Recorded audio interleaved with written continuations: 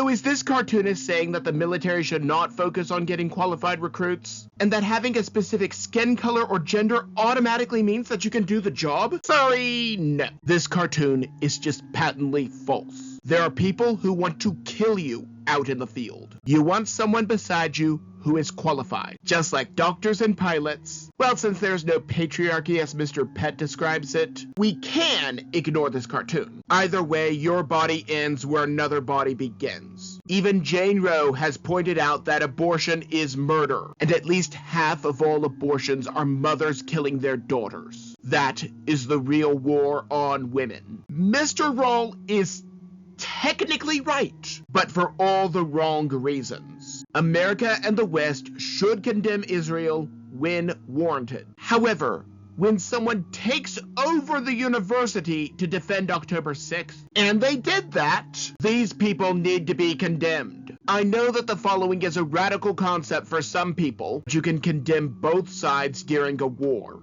So you are saying that the drug dealers, human traffickers, and those who commit violent crimes were also innocently working on farms, even if President Trump was deporting the farm workers as well? This just proves that Democrats only see them as cheap labor and not people. I am actually not going to zoom in on this one. It is all based on the false assumption that people are getting killed based on their melanin. There's no truth to this since it is a problem of what is reported. There is no data to support the liberal narrative of killer cops. Even though 7% of the population commits half of all violent crimes, the supply of actual racism does not meet the demand. As such, racism has to be imagined. Cop killers like Black Crimes Matter, traitors like Brandon and his pardoned family, and terrorists that burn down cities.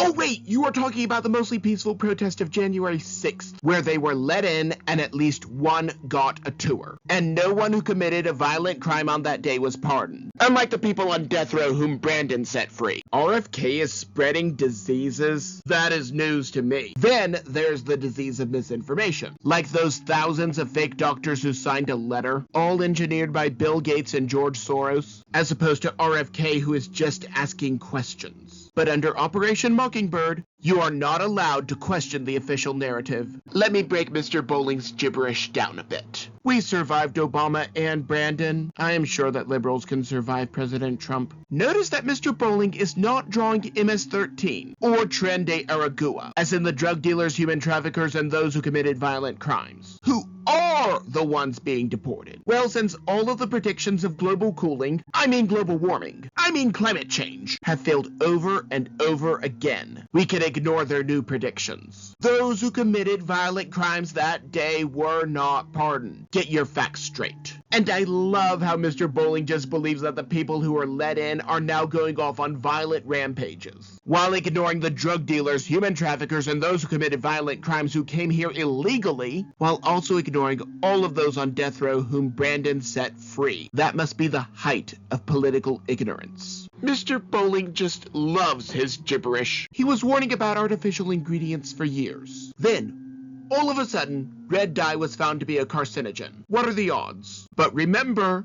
you are not allowed to question the official narrative, even if the opposition to RFK is based on the signatures of thousands of fake doctors, orchestrated by Bill Gates and George Soros. So, it is okay when Brandon blamed President Trump for anything that went wrong, while giving himself credit for all successes. Either way, if a mistake is made because the person was not qualified, that person should be blamed, as well as the one who hired him or her. That is what it means to live in a world where you are judged by the content of your character, not the color of your skin. Note that most of those behind him have a blue tint. The liberals are just upset that criminals are being deported, that teachers cannot keep secrets from parents, that people will be able to keep their own money, and that the most qualified people will get the job. All pathetic reasons to reject this beautiful symphony. If all you're doing is persecuting your political enemies, especially based on non-existent evidence, you are not doing your job. And if you are not doing your job, you should be fired. We need to clean out forever bothering innocents.